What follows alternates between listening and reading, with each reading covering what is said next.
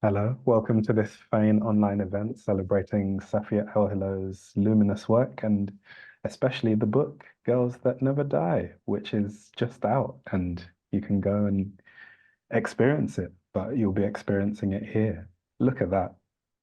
That's a beautiful cover, if I do say so. Not that I designed it, Greg Heineman did. Safia, how are you doing? Congratulations.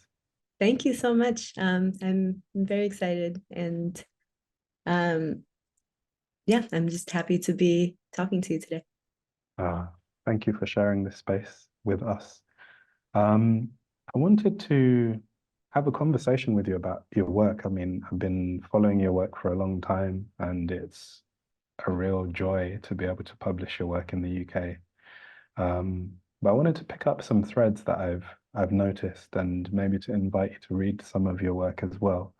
Um, I feel like, yeah, one of the things I pick up from your work is a kind of an attunement to the fact that language has an agency, a thing that it has to do in the world. Um, and in this particular moment, especially, I feel like it's enormously important for us as writers to engage with that capacity that language has. Um, I wonder how you've been feeling about the role of language as a kind of an agent of possible change or imagination or empathy. Um,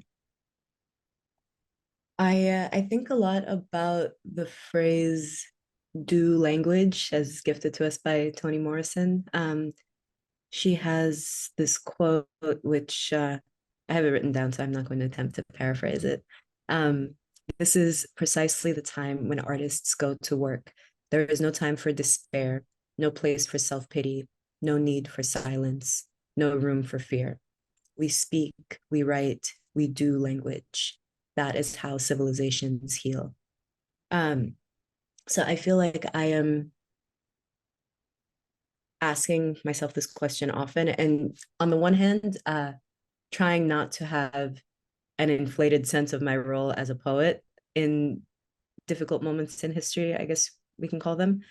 Um, but nor do I want to absolve myself of responsibility during this time. So I think, if anything, I want to make, I want to contribute to the record in any way that I can. Because, one of the things that we have increasingly learned over the years is that some of the sources that we've been getting a lot of our high stakes information from are potentially compromised. And so the more of us there are kind of individually, I don't know, keeping our side of the street clean and contributing to the record, the more fleshed out the record will be later on, I hope. Mm, Um, I think it also,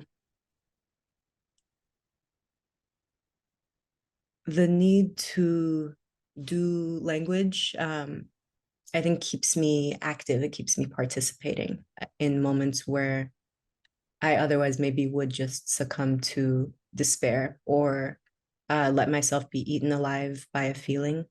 And mm, instead, allowing myself that luxury, I instead try my best to sit in the feeling and be like, okay, I'm very angry. Why am I angry? And just continuously participate in that thought exercise. I don't know, to keep from disassociating, among other things. mm. I feel like language is one of the spaces in which reality is inscribed. And part of disassociating, as you say, is to move away from something in language, to not name it for what it is, for example, to use euphemism, and I suppose also to just disengage from our creative potential, or maybe the creative potential of language, to fall into the trap of allowing language to be utilized, I guess, in particular ways, as you say, that are unreliable. I like that idea of keeping our side of the street clean. I'm going to think about that. Yeah, I think about the role of languages, plural, in your work. It reminds me reading your poems of the kind of multilingual reality of my life as a kind of immigrant to the UK, somebody whose relationship to the English language is connected to a relationship with other languages. And I was struck by, when first reading your work, I was struck by the role that different languages have to kind of shape the texture of your work. In particular, I was moved by this impulse to render languages at the same kind of status in a way, not to translate one language into another, but maybe to have languages have a kind of fricative relationship with each other, bump into each other, that kind of stuff. Can you talk about languages and the kind of role in your work? Yeah. I too similarly am a product and creature of languages, plural. And I grew up in a deeply Sudanese enclave in Washington, D.C. And a lot of the kids that I was growing up with, on Sundays, we would go to a Sudanese Sunday school, which was entirely volunteer run, where our parents would take on the role of, language and religion and culture teachers. But simultaneously, a lot of us were newly arrived, myself included. I moved to the US in 2000. And at that point, I unambiguously spoke Arabic. I knew Arabic. I wasn't worried about Arabic. I was worried about English. I, read and wrote English fluently, but upon arriving here, it was revealed to me that I had an accent, and I was so embarrassed by feeling hypervisible in that way, that my English couldn't just kind of melt into familiarity with everyone else's English, and that it invited follow-up questions. Especially, I was a very shy child, so being perceived in any way, but in that way in particular, was devastating. So I really wanted to apply myself to the project of being a convincing English speaker. And so too did a lot of the Sudanese American kids I grew up with. But what ended up happening is that we would speak this kind of hybrid translationese language with each other. And that remains the closest representation of how language actually functions in my brain, where it's most seamless when I can just speak the word in the language that it occurred to me in without having to take that additional in between step of making sure it's coming out entirely in one language or the other. And when it came time to get serious about my poems, I didn't want any interruption between my brain and my writing. And in order to eliminate that interruption, I had to eliminate the idea of total fluency anywhere, and lean instead into the brokenness, into the hybridity.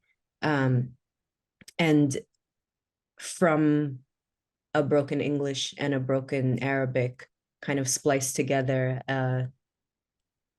sort of Frankenstein language. And that is my first language. That is my the language of my fluency.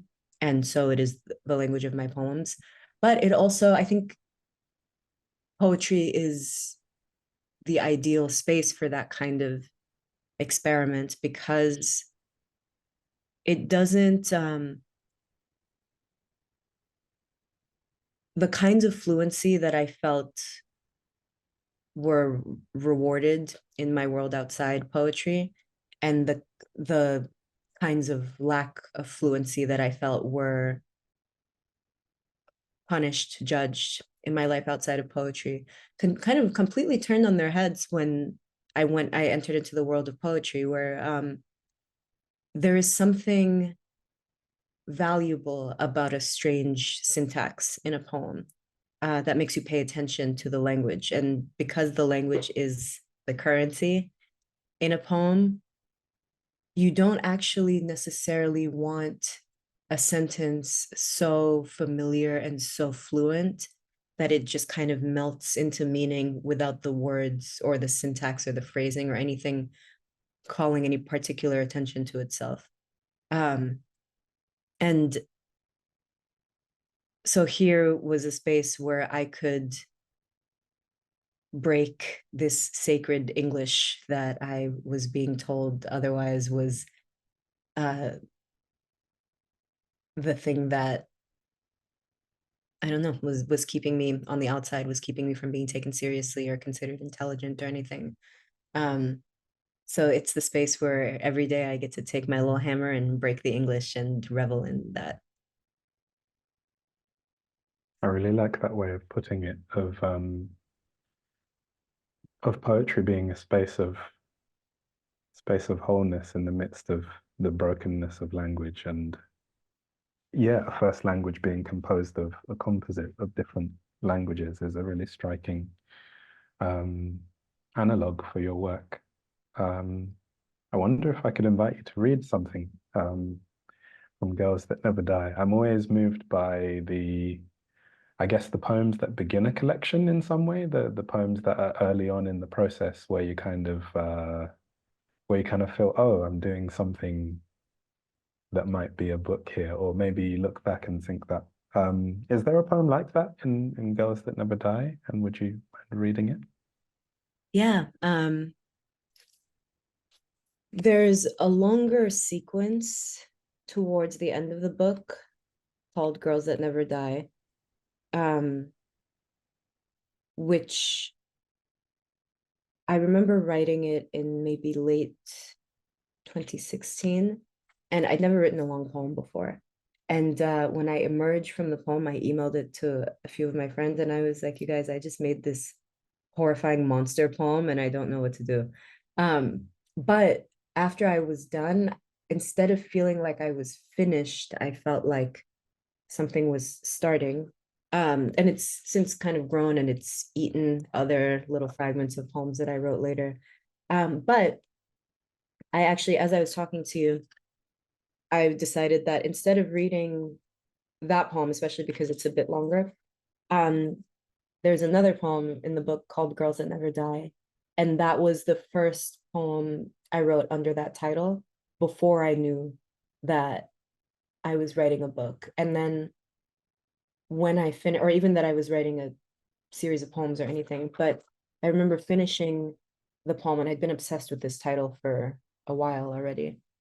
Um, I sat down to write a poem under this title, thinking I was going to exercise that obsession. And then I finished the poem, and I was still obsessed with the title, and I still wanted to keep using it. So, in a way, this was kind of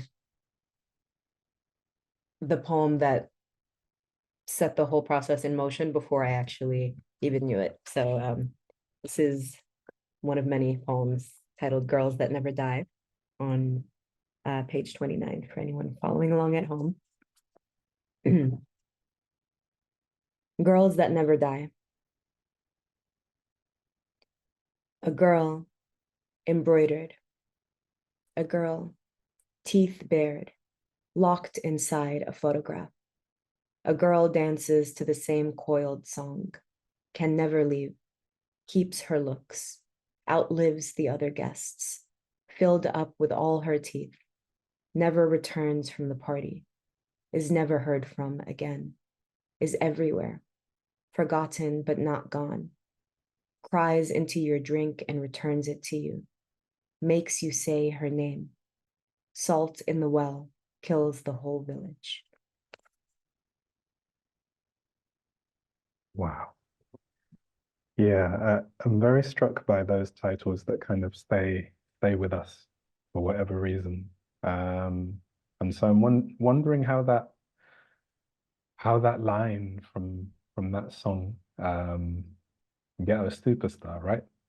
How that line, yeah, what was it about the line that stayed with you and struck you particularly strongly when you started to think about this poem?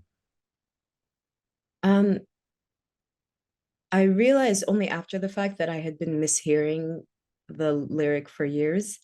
So it's I'm hanging out partying with girls, pause, that never die, as in that never gets old, that never um but I was hearing it as I'm hanging out partying with girls that never die.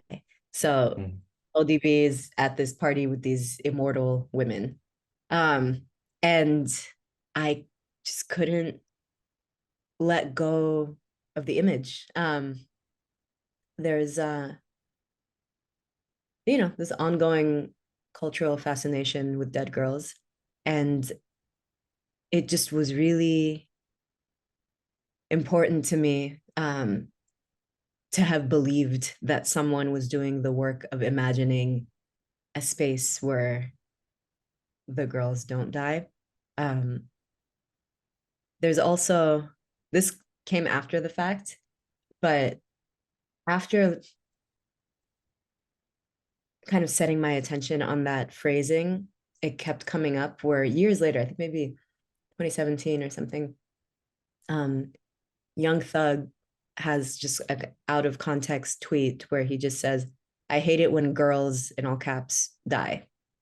And I too hate it when girls die. Mm. So it was a really kind of just fertile, imaginative space to think about the fact that, so much of the way the femme body is policed and governed is by using the fear of death, the threat of death, um, for anyone who doesn't fall in line. And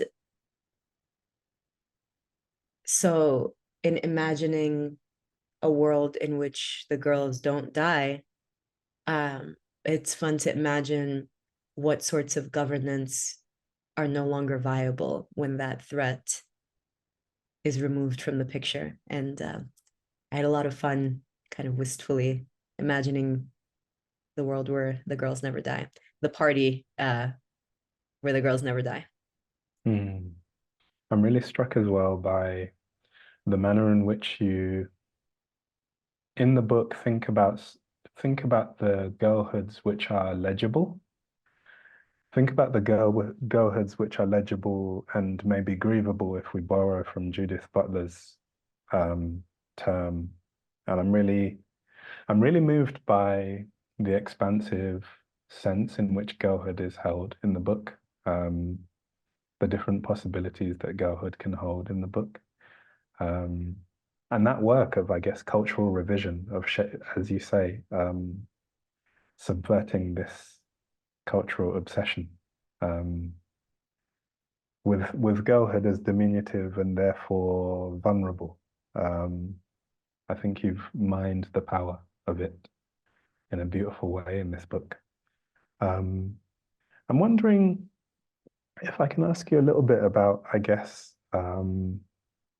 beyond beyond that phrase, girls that never die, it feels as if preoccupation with certain things is an engine of your poetics somehow. So in the January Children, your first book, I noticed the kind of preoccupation with the kind of cultural importance of a figure like Abdul Halim Hafiz. And here we're thinking about ODB, but also the kind of the figurative world, the imaginative world that you've just described, in which these girls are immortal. Um, is it the case that your writing life is driven by these kind of preoccupations with an image or a figure or um, a cultural moment? Yes, absolutely. I am an obsessive by nature. And usually the times in my life where I haven't been actively working on a project or something have been the times of my life where I wasn't actively obsessed with something. And so it very unambiguously is the engine. Um, with Old Dirty Bastard, he actually came first before the Abdul Halim and all of that. There's a very, very out of print chapbook that I published when I was 21, where there a lot of the poems are addressed to ODB, thinking about ODB. Um, there's also been in my mind, um, uh, I guess, a pairing between Old Dirty Bastard and the figure of Orpheus in mythology. Um, so even though Old Dirty Bastard isn't mentioned by name as much in Girls That Never Die, I think the specter is still there. Um, you know, in some ways, when I say Orpheus, I mean ODB as well.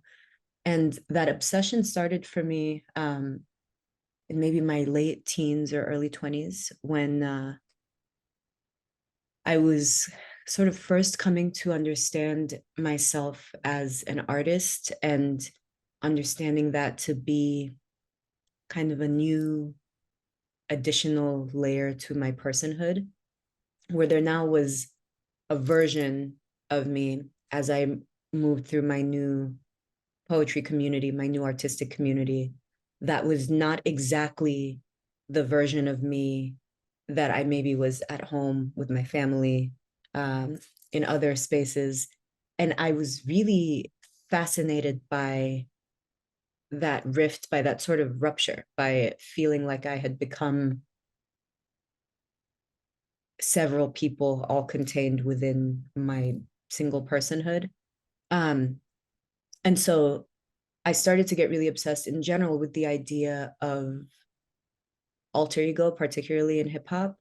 I also grew up in the youth slam poetry scene in the early 2000s, the late 2000s and early 2010s, when everyone had a stage name, except for me, because I didn't think to have one until it was too late. I could be living a different life now. But there were all of these people that I knew and I loved dearly, um, whose whose government names I didn't know, I still don't know. And I was fascinated by the act of self-naming and the kind of permission to be other selves that that act was giving people around me. I was really, really fascinated by alter ego, by personality shifts, that kind of thing. Um, Mm. and there's a part in there's a video of RZA's eulogy at Old Dirty Bastard's funeral, um, which is maybe a morbid recommendation, but you should watch it. It's great. But he's talking about two different people. So he's saying when he was Asan Unique, he didn't eat meat. He was like um, very concerned with kind of health and hygiene and being pristine in a certain way. And he was like, he used to walk like this, and he like straightens his posture and clasps his hands behind his back. Um, and every time he spoke with wisdom. And he described him as angelic. And then he switches, and then he said when he became the old dirty bastard, um, he became a lot more successful. He made a lot more money, but it drove him further away from Asan Unique. So this idea that one self can consume the other, I thought that was fascinating. And then in that, no, it wasn't in the eulogy. It's in Rizzo's memoir later. He identifies it within himself too. He has the alter ego Bobby Digital, and he talks about how his whole life his mother had told him uh, never to have a child out of wedlock, and so he took that very seriously. And then he later talks about having had a child out of wedlock, but then he says, but it wasn't as myself, it was as Bobby Digital. So even like the idea that certain actions can be as yourself, whereas other actions can be as your artist self, and they maybe don't always serve each other's interests. I still find really fascinating. I'm no longer as invested in the narrative of a fundamental divide between the two. I'm trying to lead a more integrated life as much as I can. I'm trying to be a poet at the club and a normal person at the poetry reading as much as I can. But it's still, especially as a young artist, it was just helpful language to ascribe to the newness that I was feeling, that I didn't have, that I needed kind of a tangible system um, in order to contextualize it. Mm, mm. I feel like the exploration of a variety of selves is something that I detect in several of the poems. I was thinking about profanity when you were speaking about the unnameable self, I guess, or unnameable aspects of selfhood, which can only be legible in writing sometimes. Um, I wonder if there's a poem that kind of encapsulates what you feel to be the spirit of the book that you might read for us. I will read Ode to My Homegirls. I think that Hmm. encapsulates the spirit of the book. Because I do, I accept that a lot of these poems are kind of sad, but I do think at its heart, this is a celebratory book. And this always happens to me where I think all my poems are funny and most people really do not. Um, so I think Ode to My Homegirls also has kind of the most legible humor um, in a way that I hope can color some of the reading of the other poems if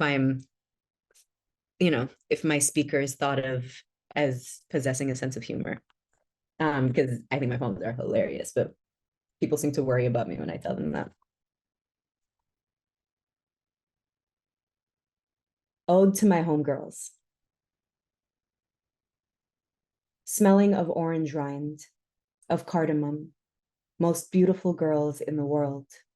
Wake up, bitch, we're getting waffles. You can keep crying, but you're going out.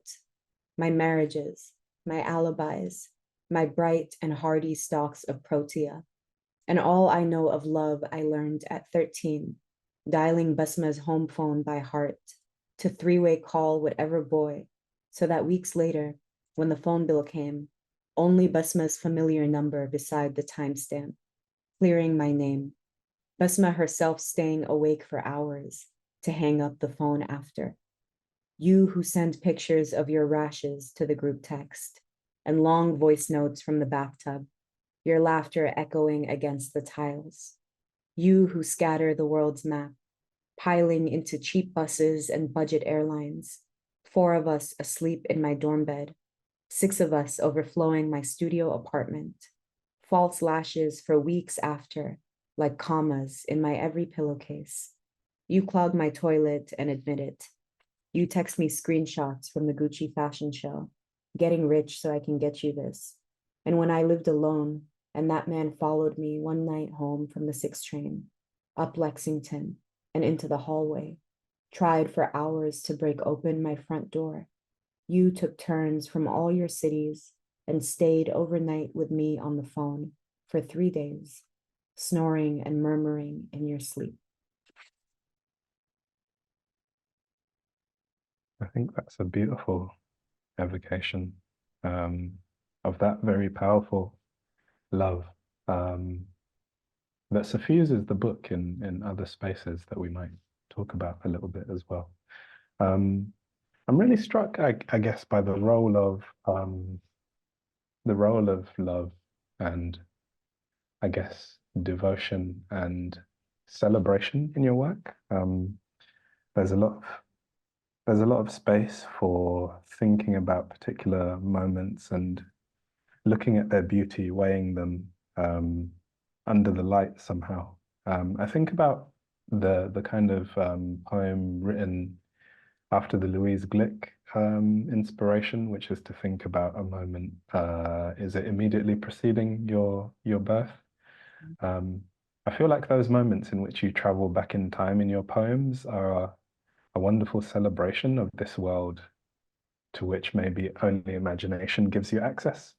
Um, I think about another poem from, I think it's in January Children, about basically like music, dancing, and it being, yeah, it becoming this illicit thing, and you thinking about the figure of your mother as a young person in the midst of it. I really love the way you celebrate through time.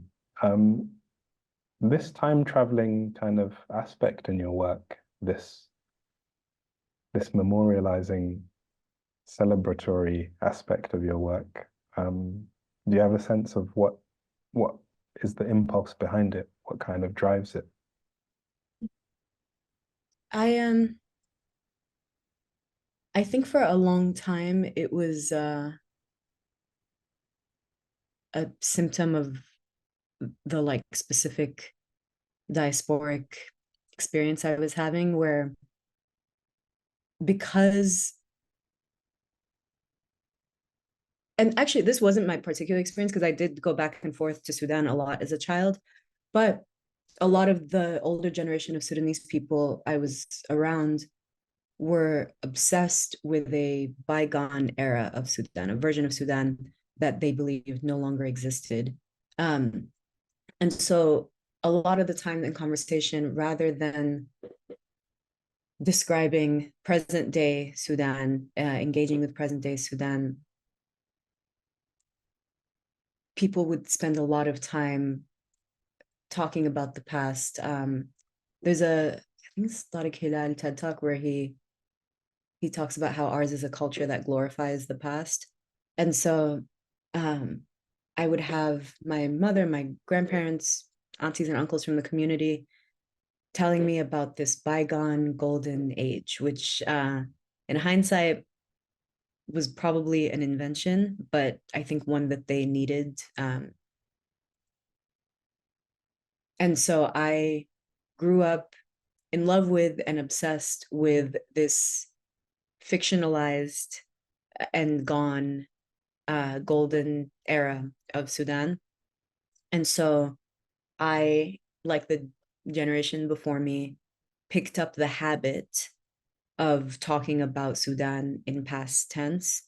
Um, Now, with the war, I'm coming to regret some of those choices and to regret some of the just the amount of time that I've spent talking about Sudan in the past tense when I very much did have a present day relationship with a present day Sudan. Um, and it wasn't like, I don't know, like fluffy and romantic and not real. Like, you know, I ran errands and did laundry and, you know, went to the movies. So it's I I don't want to be one of those people that only knows how to celebrate something once it's lost. And so I'm now, I think, trying to break that habit of like wistful past tense poetry because I think I honestly wasted some of my present tense in doing that. And in talking about something like it was already gone when it wasn't gone. So I'm sure there's a lesson in this for me. I feel like there's something striking about almost like previous generations are teaching us elegy ahead of time to kind of lessen the impact of a loss. Yeah. I feel that way in relation to the harshness of some of the older generations to kind of dismiss certain things. And in so doing, they kind of keep you from the pain of really having something, losing it, or, as you say, connecting to an imperfect present. But I feel like one of the things that you said there was really striking in terms of that this this particular idealized version was something that was needed. And I feel like that is a diaspora-wide issue, with needing to remake the place almost. And I feel like diasporic writers in particular have at their disposal this space in which they can remake endlessly the place. And so we do. We do. But I think that remaking sort of points to or elucidates a lack sometimes, or a difficulty, or a pain, or a disconnect that can happen sometimes. It's so difficult to write the present as well. The past feels somehow like we can go there easily. You can set up the poem in this past place, but attunement to the moment is so hard. Um, and so I feel that attunement in your poems, in the sense that you're excavating what it is to live now in this present moment. I think about that Ode to Your Homegirls poem, and the way it talks about sexual violence and violence against women and girls in its kind of integrated sense as something really everyday. And one of the really painful things about the poem is that there are women everywhere, girls everywhere who will resonate with those lines. Um, so I'm struck by how you're writing this contemporary moment. I feel like there is a call back, but there is this engagement with what it is to be in the contemporary moment, however imperfect, however difficult, however painful. Um, yeah, however bittersweet in relation to a poem like that one as well.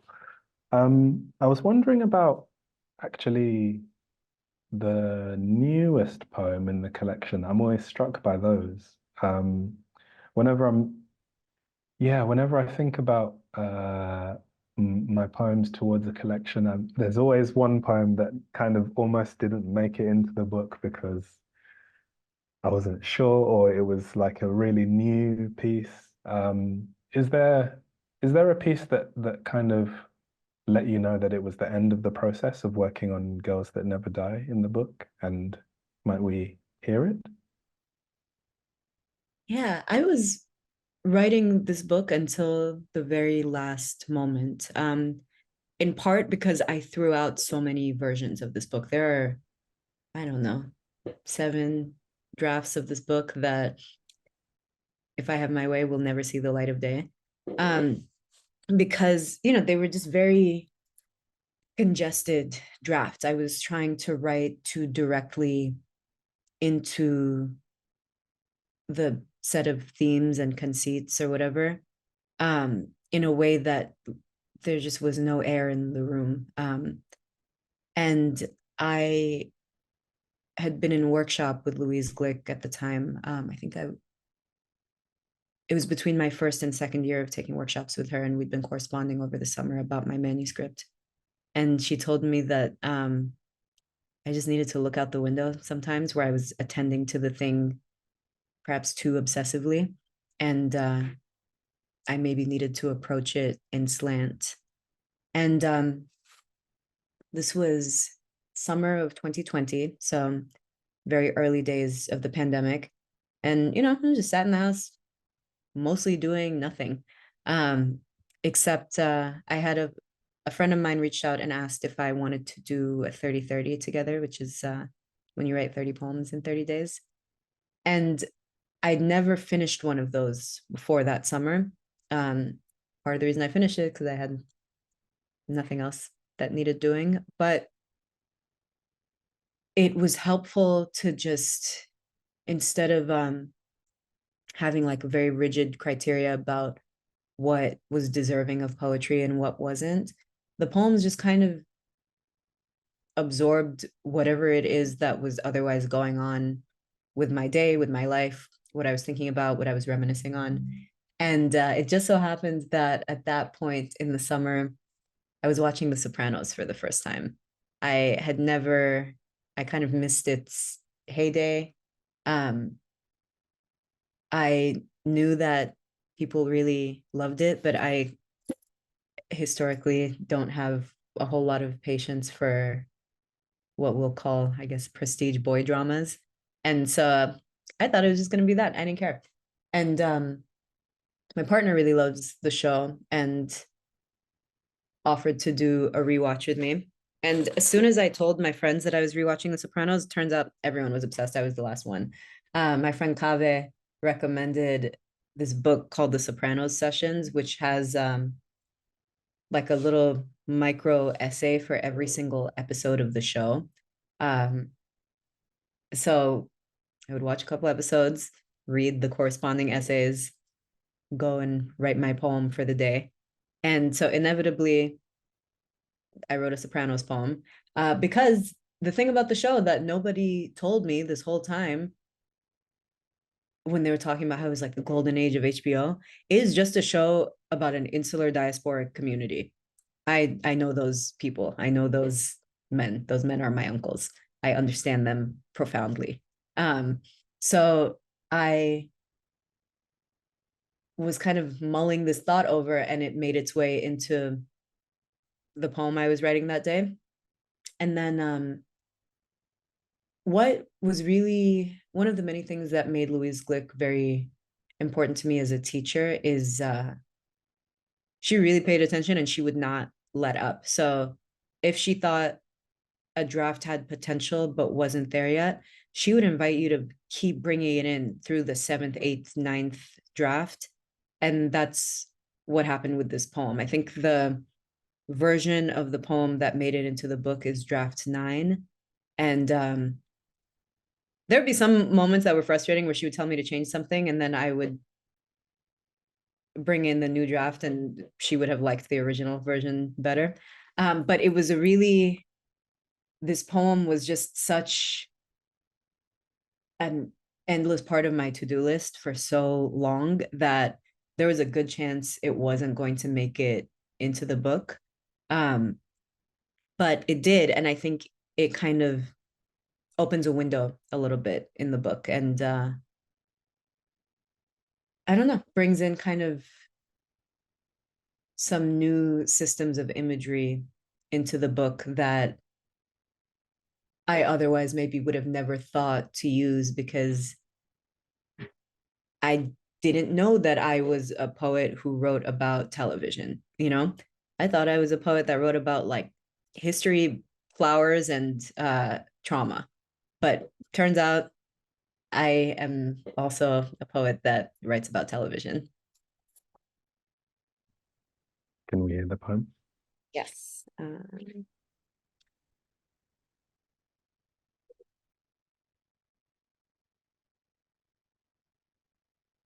Tony Soprano's tender machismo. I know him. 3 buttons undone down the baobab chest. Quiet humility of the wisping hairline. I watch him cup a face in his great paw to kiss a cheek. Exact manners of my first beloved men. Sturdy and broken-hearted as cattle. My uncles.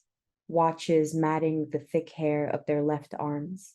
Brother-aged and fathering into my empty spaces. My father was gone, and into that great room they poured. Big-shouldered boys. My father was gone, and into that great room they poured. Big-shouldered boys. Hot streak of anger at each center. I was a child wealthy in shoulders to climb. swung from arm to heavy arm, tender booming of my name in that chorus of approving mouths, gifts shining and breakable in their hands, fairy science of the music box, tiny chime of each earring, bracelets narrow and silver as their silent, injured wives. I am their smart girl, and they are proud.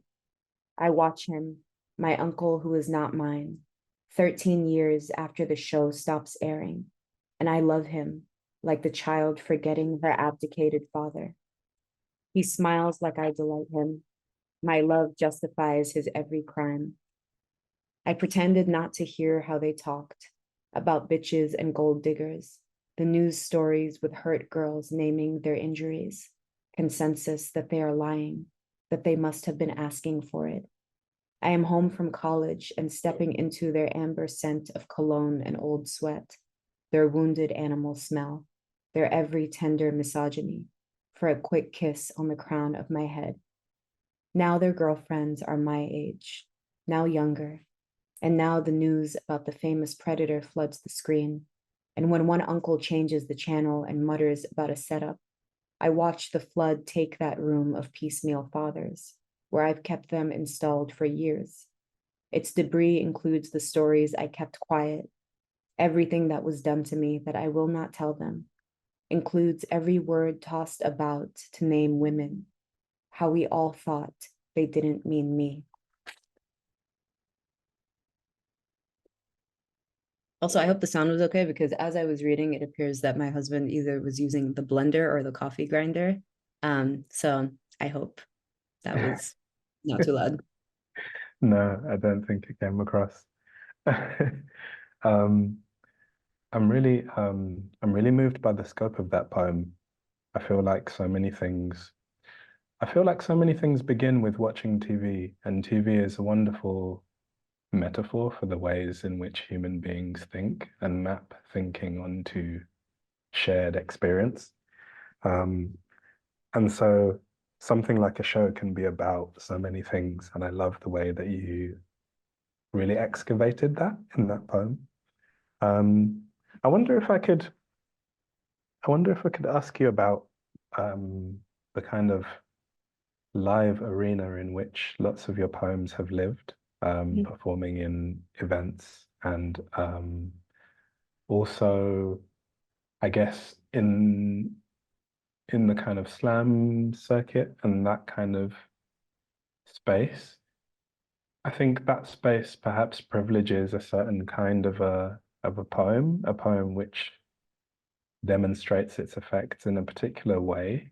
But I'm struck by the quietness in your work sometimes, the stepping back from the stepping back from the immediately recognizable into a different possibility, different resonance. So I was wondering about poems that you don't have occasion to read very often in a kind of live situation. And I wondered if we could hear one of those. Yeah. The sort of leftover from my time in the slam and my spoken word training is that I believe for myself that all of my poems theoretically should be able to work both on the page and out loud, which is not to say that I always read all of the poems out loud, but that that version of a life needs to be an option. And I think in part it's because, you know, I was among that. I don't think my generation was unique in this, but I think this discourse kind of got tossed out afterwards.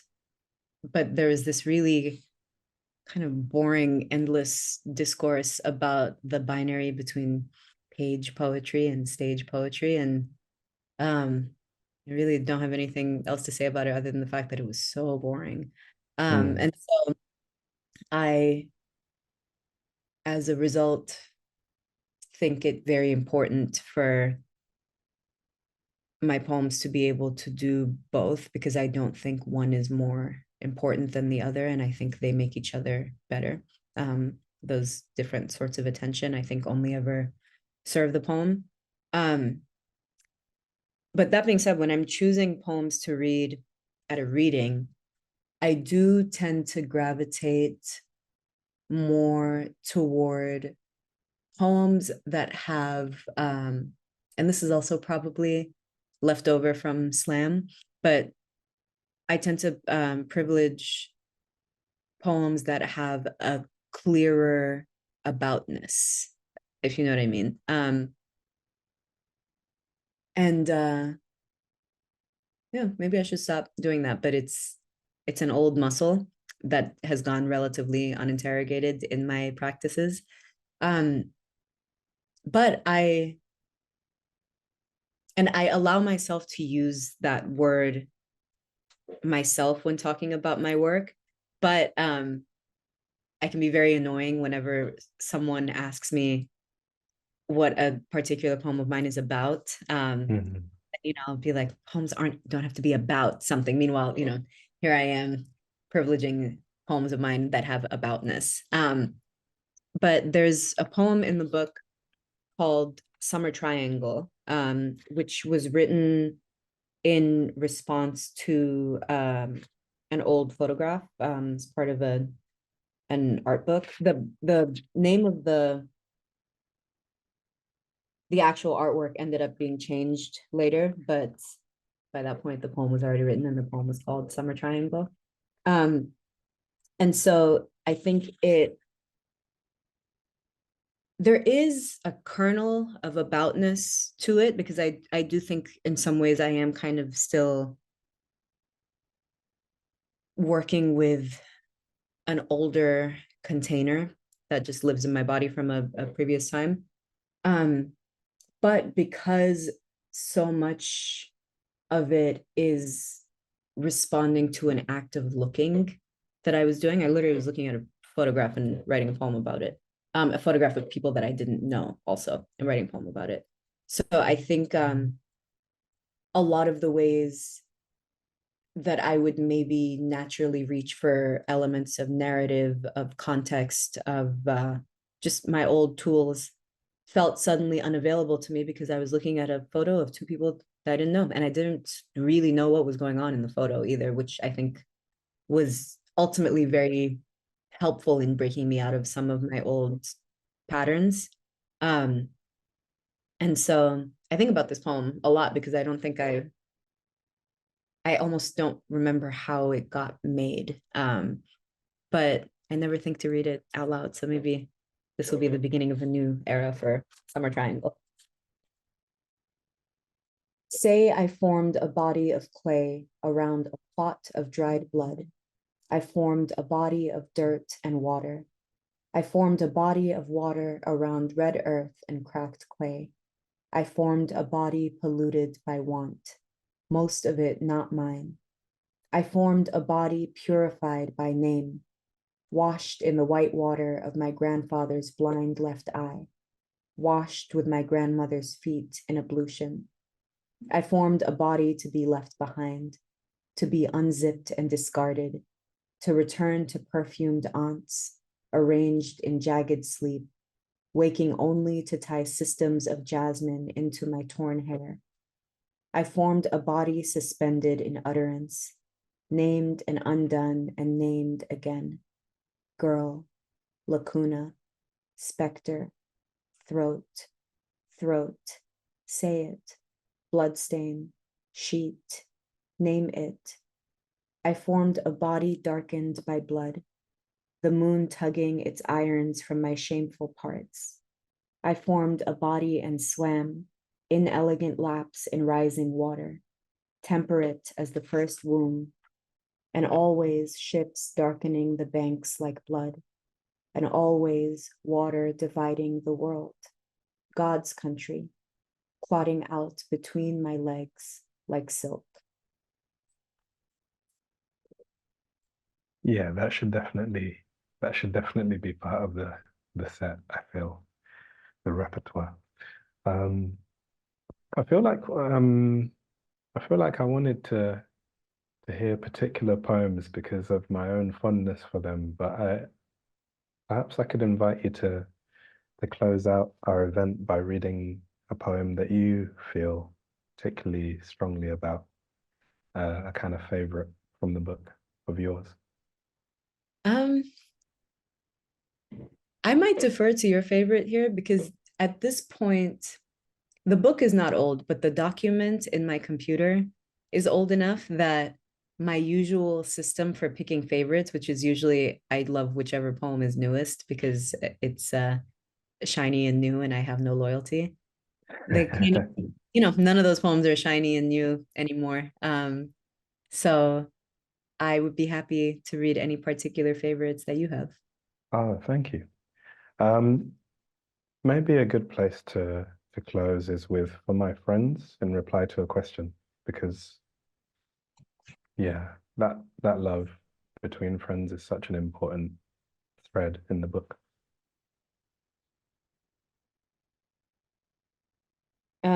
The thing about this poem is it was written in a very particular moment in time that felt apocalyptic, and then I started reading it out in the world and had the silly thought that I was like, one day this poem will be a historical artifact. But as I keep reading it, it just still it feels like I'm talking about today in a way that's bleak. So maybe live to see a time where this poem is nonsense. Um, this is from my friends in reply to a question, and it's written after a poem by David Ignatow. I'm okay, and of course, I'm not, but I go through the motions. I wake up to the alarm's howl, even when the word in my body is no. I dress in livid colors. I blacken the hairs of each eyebrow. I bake and braise and pickle. I write and read and lose hours to the blur of the television. I sit for hours in the bath, my skin puckering. I don't know if I'll ever go home again. I don't know who I've seen for the last time. The Arabic comes back to me in streaks of paint, verb forms and vocabularies I may never again have occasion to use. My days smudge into one another, and it's not that I am afraid. It's as if I am watching it all happen below, and I am somewhere above the room, wondering if the rice is burning. I am somewhere above the room, watching my new aches, watching the news as if I am reading it in a novel. I look up the names of people I knew in childhood, learn their new and angular faces, their faraway lives. My grandfather pixelates into a smile, and I work my creaking muscles to replicate it. I do not ask if we will ever meet again. I do not ask him to read to me or for anything that will make me long. I dull it with sugar and oil, with cooking shows, with sleep. I sleep 12 hours each night, and in my dreams, I am fleeing a war. In my dreams, I am touching the faces of my friends. We are each one of us touching, and even in the dream, we are afraid. Thank you so much, Safia, for the depth and breadth of your work. You've been experiencing a Fane Online event with Safia Elhillo, celebrating the book Girls That Never Die, which is available wherever books are sold, published by Bloomsbury Poetry in the UK. And in North America, if this is where you're watching this, then it's available from One World. Safia, thank you so much. That was gorgeous. Thank you so much, Kyle.